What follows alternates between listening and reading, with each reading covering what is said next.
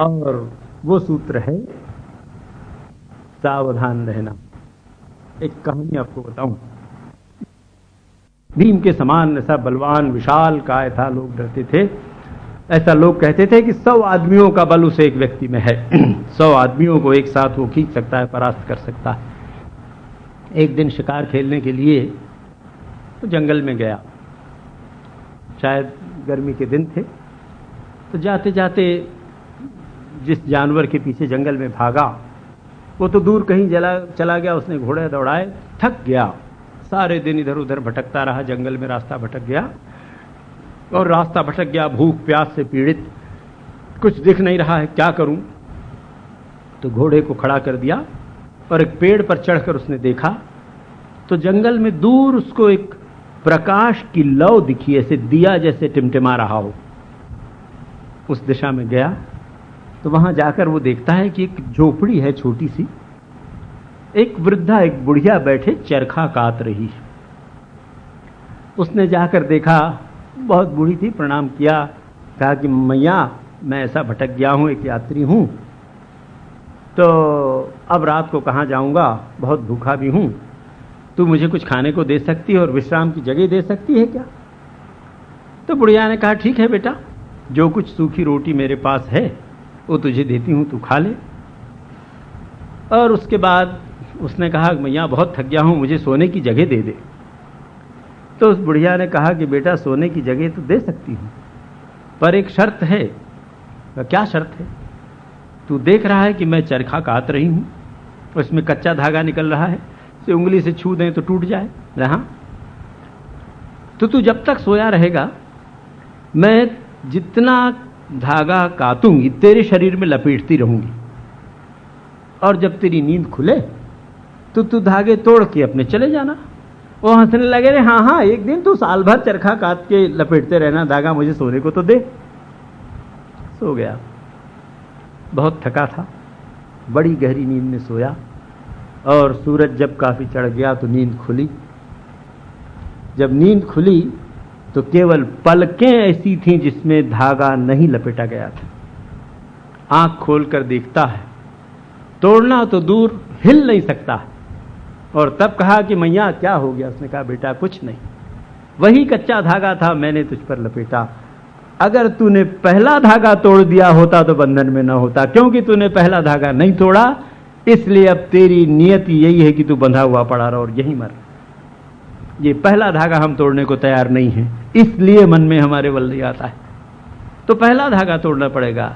अरे थोड़ी सी घूम के आ जाए ना, क्या बिगड़ता है, कल से नहीं जाएंगे। आज 6 बजे उठें, कल से 5:30 बजे उठेंगे, ये कल कभी नहीं आने वाला है, तो उसको तत्काल करना पड़ेगा। और आज और अभी, इसका नाम है अभ्यास। और ये अभ्यास कैसे करना चाहिए। अभ्यास करना चाहिए स्कूलों कॉलेजों में। जब भी मुझे जाना पड़ता है, बहुत जाना पड़ता है, तो बच्चों को एक सूत्र बताया करता हूं, आपसे निवेदन करूंगा। और वो सूत्र ये है, start with the minimum and practice the easiest. न्यूनतम से प्रारंभ करें और सरलतम का अभ्यास करें, तो आप देखिए धीरे धीरे धीरे धीरे मन में शक्ति आएगी। कैसे मन में शक्ति आती है, कैसे होता है, इसकी एक बात और आपको बताऊं। तब फिर वाहन की बात कुछ कहना चाहता था आपसे। अच्छा, सुशीला बहन के प्रश्न के उत्तर का दूसरा पक्ष भी बताऊं तो स्पष्ट होगा। फिर वाहन की बात। एक राजा अपने रथ में जा रहे थे, पुराने जमाने की बात है। तो जो उनके साथ लोग होते हैं वो, अरे हटो हटो, रथ आ रहा है, रथ आ रहा है। तो बेचारे लोग हटने लगे, इधर उधर भागे, बच्चे भी इधर उधर भागे। तो सारथी ने देखा रास्ता रुका है, राजा रथ में बैठे थे।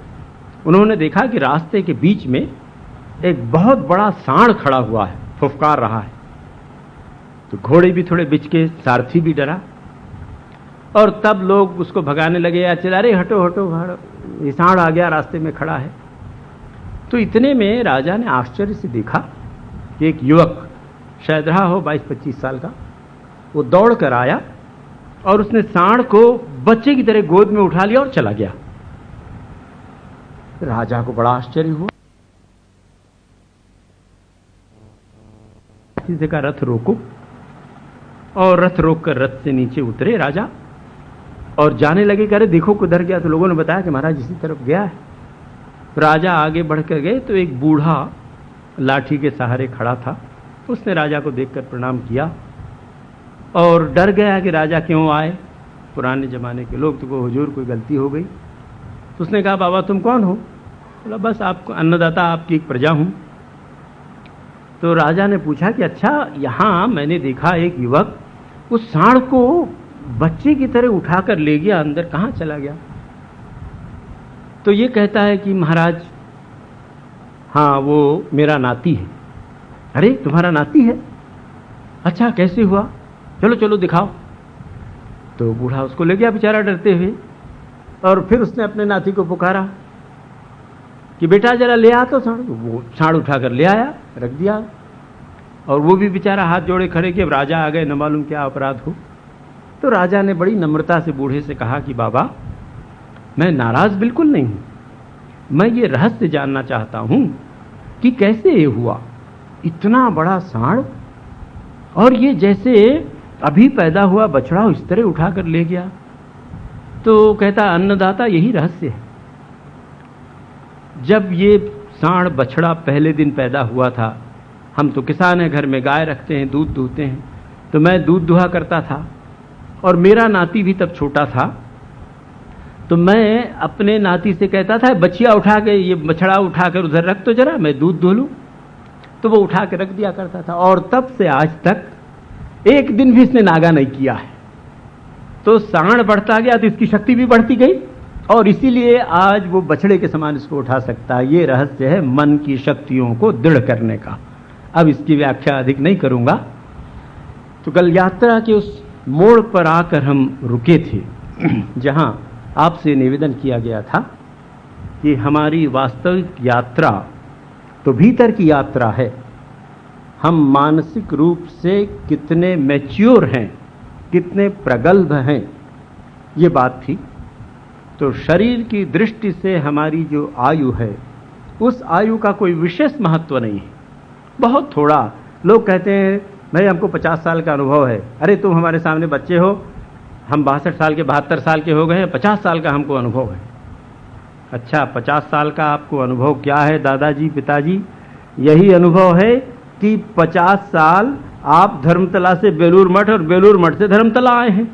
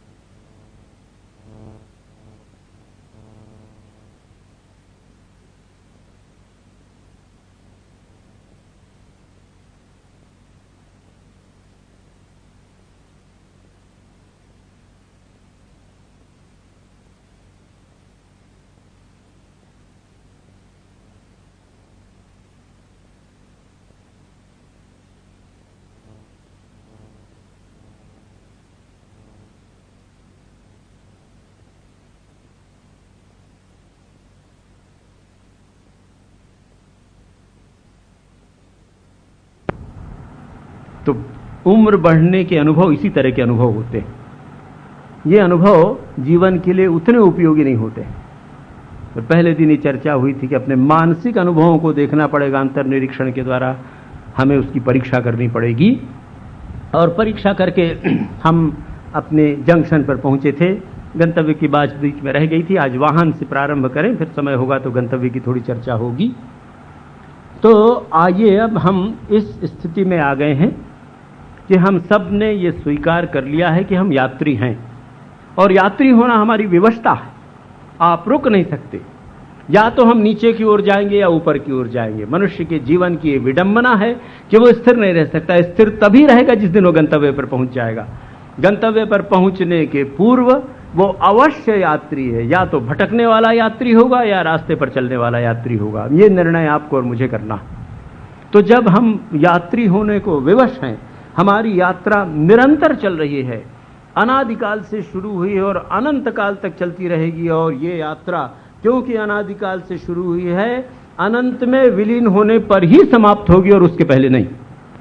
तो जब तक हम अनंत में विलीन नहीं होते हैं, तो इस जन्म में हमारी यात्रा का प्रारंभ नहीं हुआ है, और इसलिए इस जन्म में मृत्यु यात्रा का अंत नहीं होगा यदि मृत्यु के पहले मैं मृत्युंजय न हो गया हूं।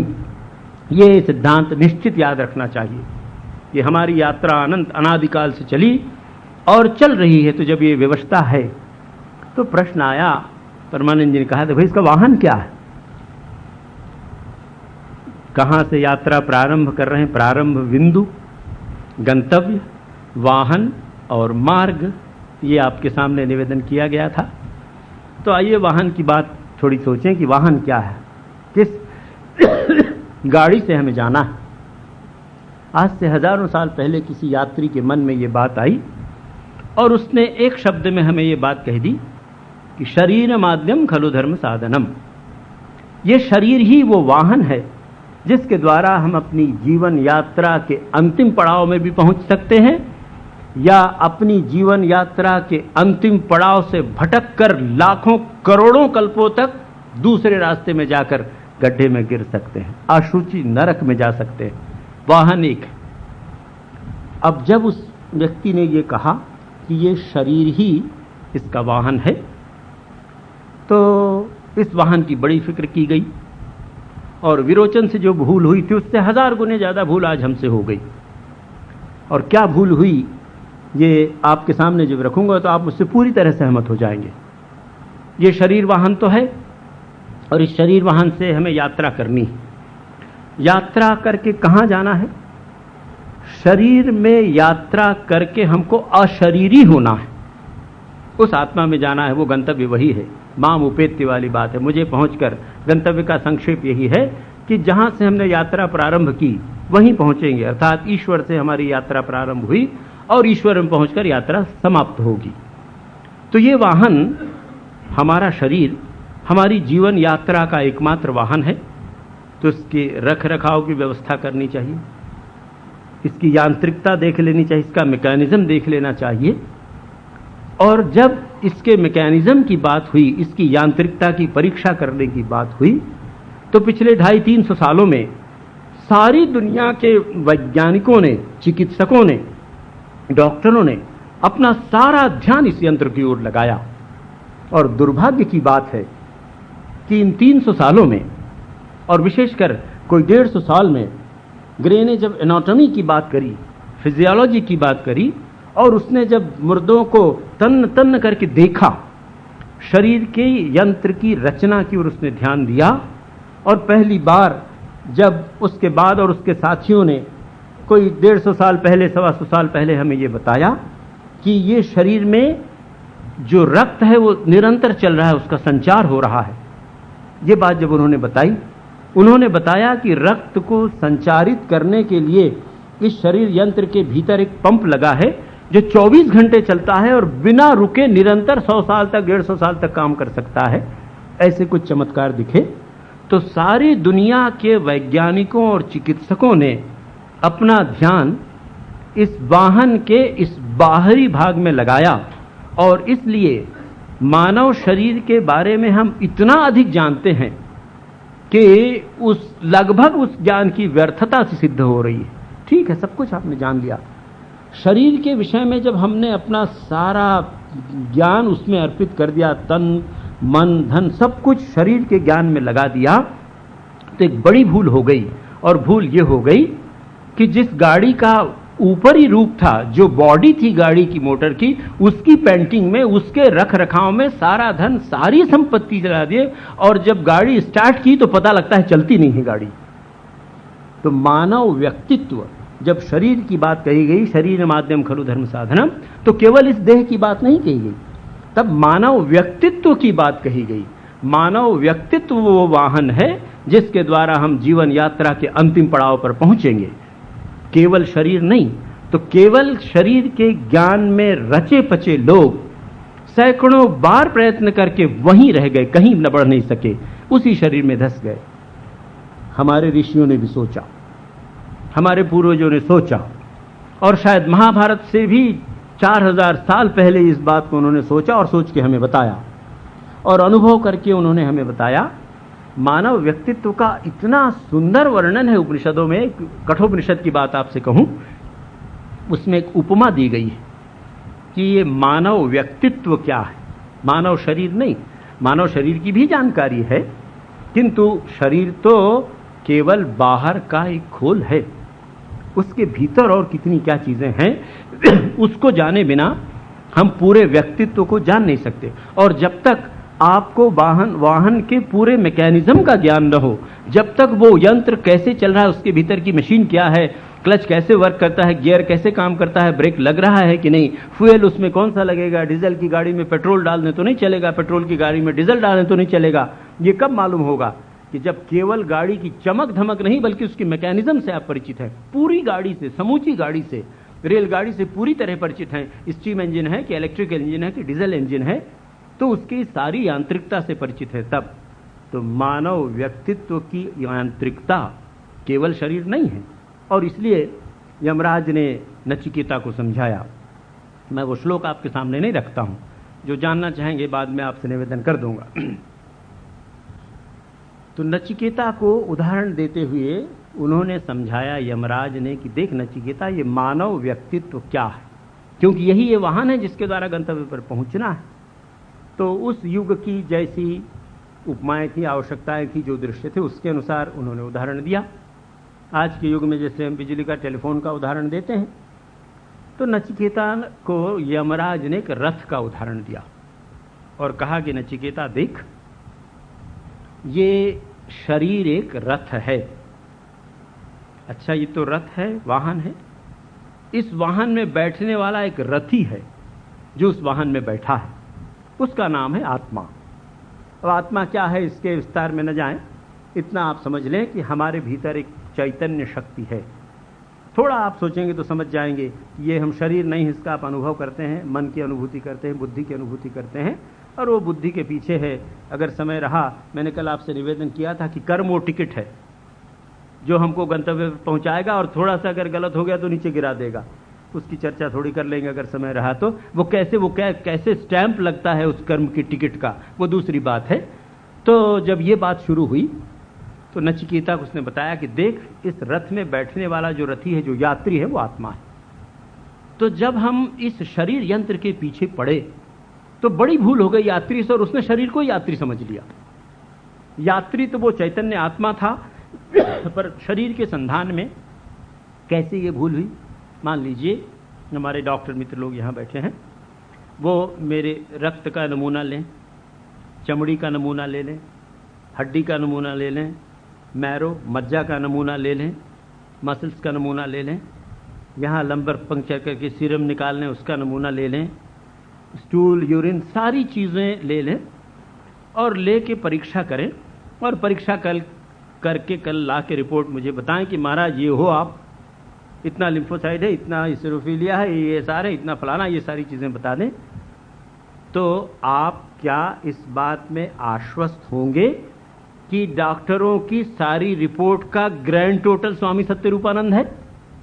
आप कहेंगे अरे नहीं भाई, ये तो है, पर इसके बाद और कोई चीज़ है जो किसी लेबोरेटरी से नहीं पता लगाया जा सकता है।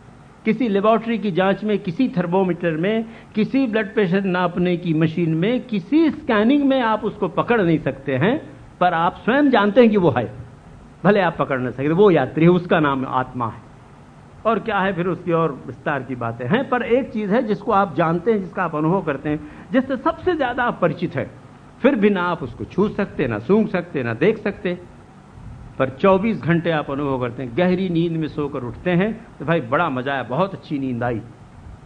किसी भी डॉक्टर से पूछिए तो कहेगा कि भाई आप नींद में थे तो आपका शरीर तो मुर्दे के समान था, आपकी चेतना अगर जागृत रहती तो आप सो नहीं सकते थे, इंसोम्निया हो जाता। गोली खिलाते हैं जिससे चेतना सो जाए। तो ये नींद का अनुभव करने वाला एक ऐसा तत्व आपके हमारे भीतर है जो नहीं सोता है किंतु नींद का अनुभव करता है, वही आत्मा है। तो छोड़िए, तो आत्मा रथी है। फिर यमराज ने कहा कि देख, आत्मा तो रथी है, अब इस रथ में घोड़े चाहिए। तब वैदिक युग था, घोड़ों से रथ खींचे जाते थे। तो उन्होंने कहा देखिए जो इंद्रियां हैं ना, ये इंद्रियां हैं घोड़े। अच्छा घोड़े हो गए, उसकी लगाम चाहिए। तो यमराज ने कहा कि अरे बेटा नचिकेता, ये मन उसकी लगाम है। अच्छा आपने रथी बता दिया, रथ बता दिया, शरीर रथ है, आत्मा रथी है, इंद्रियां घोड़े भी बता दी, लगाम भी बता दिया, पर इसको चलाता कौन है, चालक कौन है? तो बुद्धि उसकी चालक है। बुद्धि वो सारथी है जो इस रथ को चलाता है। और इन सब से मिला हुआ आत्मा और इन सब का मिला हुआ जिसको हम जीवात्मा कहते हैं, वही भोगता, वही करता है। तो आप देखिए अपने वाहन से हम कितने परिचित हैं। अपने वाहन के बाहरी रूप को तो हमने बहुत सजाया संवारा है। थोड़ी सी भी छींक आई और तुरंत टेलीफोन लगाया, डॉक्टर का नंबर कहाँ है, नर्सिंग होम कौन सा पास में है, कैसी क्या व्यवस्था की जाए, ये मौसम बदल गया तो ऐसा भोजन करो, ये मौसम बदल गया तो ऐसा खाओ। बहुत अच्छी बात, किंतु क्या कभी इस बात की भी हमने चिंता की कि हमारे वाहन को चलाने वाला सारथी अगर वही अंधा हो जाए, वही दुष्ट हो जाए, तो जाएंगे कहां हम? और जब जीवन में दुर्भाग्य आता है, हमसे भूल होती है, तो सबसे पहले बुद्धि अंधी हो जाती है, बुद्धि आवृत्त हो जाती है, बुद्धि से सोचने की शक्ति चली जाती है। और तब दुर्भाग्य ये होता है कि मन जो कहता है, शरीर जो कहता है, बुद्धि उसके साथ चलने लगती है। पहले दिन आपसे निवेदन किया था कि बुद्धि को घसीट कर ले जाती है, और मनुष्य का सबसे बड़ा दुर्भाग्य है वो। तो इसलिए हर यात्री को ये जानना होगा, ये सावधानी पूर्वक जानना होगा कि एकमात्र वाहन जो मेरे पास है, और वो वाहन जो मुझे मृत्यु से अमृतत्व की ओर ले जाएगा, इसी जीवन में, इसी देह में मुझे मृत्युंजयी बनाकर अमरता का अनुभव करा देगा, उस वाहन में आखिर और क्या क्या है। तो इस वाहन की थोड़ी सी बात अनुभव के आधार पर सोचें, विचार कर लें। आपसे कर लूं, शरीर से आप सब परिचित हैं।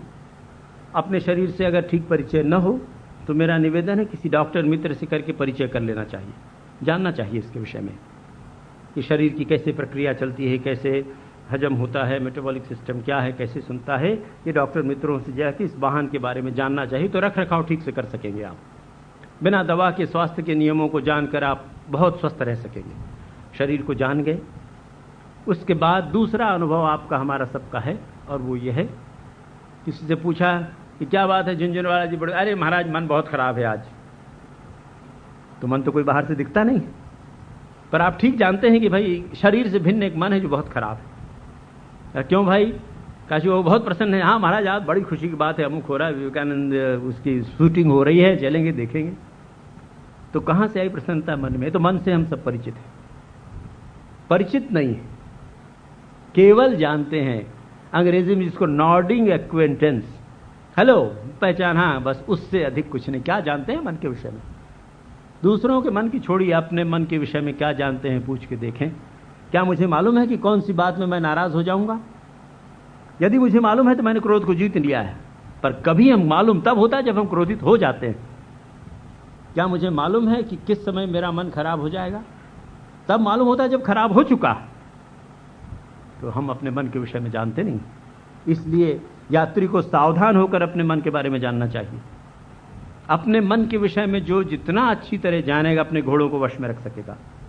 लगाम अगर कमजोर रही तो समझ लीजिए कितने भी अच्छे घोड़े क्यों ना हो, अच्छे घोड़े तो और वो गड्ढे में गिरा देंगे, शक्तिशाली घोड़े अगर होंगे तो ये मन लगाम है, और इस लगाम को अच्छी तरह जानना चाहिए। मन को जानने के लिए अपने विचार करना चाहिए, देखना चाहिए, और अपने से संभव न हो तो अंतिम एक बात ऐसे कहूं आपको, सभी का एक इलाज है, और वो इलाज है सत्संग। वो शरीर के लिए, मन के लिए, बुद्धि के लिए, संसार के लिए, परमार्थ के लिए, सबके लिए है। तो ऐसे लोगों का संग करना चाहिए जिन्होंने अपने मन को समझा है। हम 15 साल से बेलूर मठ आते जाते हैं, आप हमको पूछेंगे बेलूर मठ जाने का रास्ता, तो हम आपको सरलता से बता सकेंगे। पर जो 15 बरस में एक बार गया है, वो कहेगा भाई पहले धर्मतल्ले चले जाओ। अरे भैया खड़े ही हैं धर्मतल्ले में खड़े हो क्या? तो धर्मतल्ले में जरा जाके भाई पूछ लेना कौन सी बस सालकिया जाती है।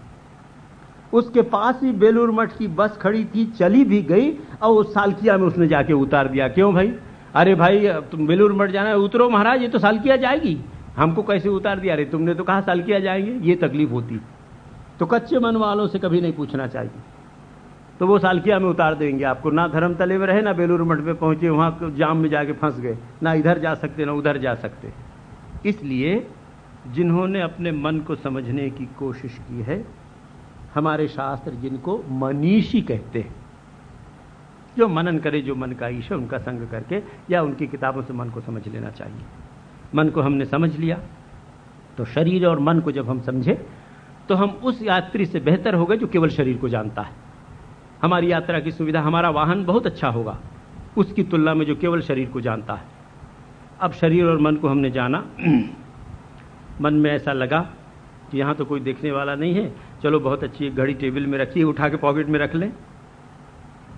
तो उसी मन के पीछे चाबुक लगाने वाला सारथी बैठा था। इंद्रियों ने देखा घड़ी बहुत अच्छी है और तुरंत घोड़े वहां दौड़ गए इंद्रियों के, और मन को भी कह रहा था अरे क्या है, कोई है तो नहीं, मुझे यहाँ मिल गई है, क्या है, हमने चोरी तो की नहीं है, पड़ी मिली है रास्ते में, उठा लें।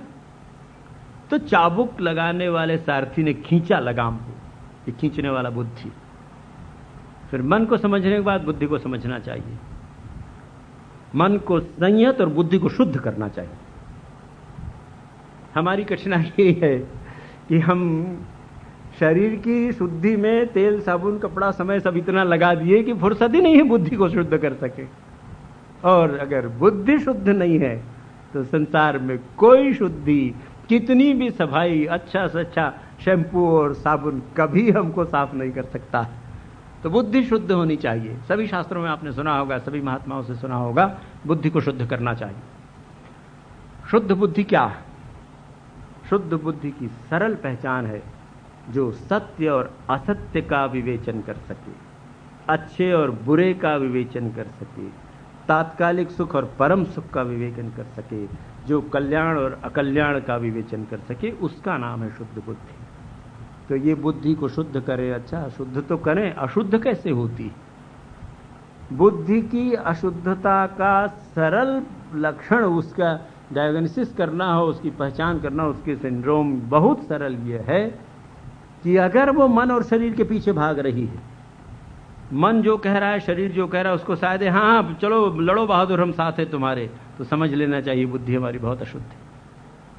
तो ये अशुद्ध बुद्धि हमको एकदम बाहर की ओर ले जा रही है। कल आपसे निवेदन किया था कि दो ही रास्ते हैं, एक भीतर का रास्ता और एक बाहर का रास्ता, एक संसार का रास्ता और एक परमार्थ का रास्ता। इस दुराहे पर आप खड़े हैं, हम खड़े, तो फैसला हमको करना है कि हम भीतर के रास्ते की ओर जाएंगे। और ये वाहन की दिशा भीतर की ओर तभी मुड़ेगी जब हम पूरे वाहन से परिचित होंगे।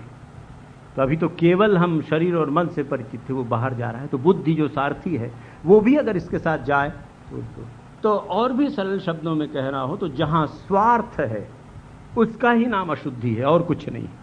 बुद्धि की अशुद्धता एक शब्द में अगर कही जाए तो वो स्वार्थ। मैं और मेरा, कैसे मैं सुखी रहूं, मेरा परिवार, मेरी बीवी, मेरे बच्चे, मेरे रिश्तेदार, मेरे पार्टी फॉलोअर्स, मैं जहां है, अहंकार प्रधान जहां है, उसकी पूर्ति में जहां बुद्धि लगी कि वो अशुद्ध हो गई। अब ये अशुद्ध बुद्धि हमको कहीं नहीं ले जा सकती। अंधे नहीं वो नियमान, अंधा जैसे एक दूसरे अंधे को ले जाता है, उसी तरह ये बुद्धि हमको न जाने कहाँ गिरा देगी। तो ऐसी जो बुद्धि हमारी है, अशुद्ध है, उस अशुद्ध बुद्धि को शुद्ध करना चाहिए। तो अब हमारे वाहन में क्या क्या हुआ? हमारा शरीर, हमारा मन, हमारी बुद्धि और आत्मा। तो अब देखिए, हम एक बड़े मकान के मालिक हैं जिसमें आप ये 4 मंजिलें तो कम से कम हम जानते हैं, तो 3 मंजिलों से तो हम बिल्कुल परिचित हैं, चौथे बुद्धि का भी हमने अनुमान कर लिया। आप देखिए, उसमें एक बेसमेंट है जहाँ कचरा भरा है, पानी भरा है, गंदगी है, मच्छर है, कॉकरोच हैं, कीड़े मकोड़े, अंधकार, फूटे हुए टायर, सब उसी बेसमेंट में उस मकान के मालिक होकर हम रह रहे हैं। जो इतने बड़ा मकान का मालिक है, जो ऊपर अगर खड़ा हो जाए तो सारा आसमान उसको दिखता है, सारा कलकत्ता उसको दिखता है, शुद्ध हवा आती है और सब प्रकार का आनंद ले रहा है। इतने बड़े मकान के मालिक होकर जिंदगी भर उस बेसमेंट में पड़े हुए हैं। क्या ये यात्रा की सफलता का लक्षण है? और ये देह वो बेसमेंट है। दिन रात उसमें लगे हैं, इसकी ही सेवा में, सारा समय इसको खिलाने पिलाने में, इसको सिलाने में, इसकी हिफाजत में। अरे दूसरी मंजिल पर तो कम से कम चढ़ के देखें। जो देह से मन की मंजिल पर चढ़ा है उसको दिख रहा है कि अरे सामने ये मीनार है, और जिस मीनार पर अगर चढ़ जाऊं तो सारा कलकत्ते दिखने लगेगा। ये शहीद मीनार सामने दिख रही है, पर मन की मंजिल पर एक बार तो चढ़कर देखिए। अपने बेसमेंट से ऊपर आए तो अरे इतनी खुली हवा, इतना सुंदर चौरंगी, सब कुछ भीतर है, और है केवल चढ़ने की बात।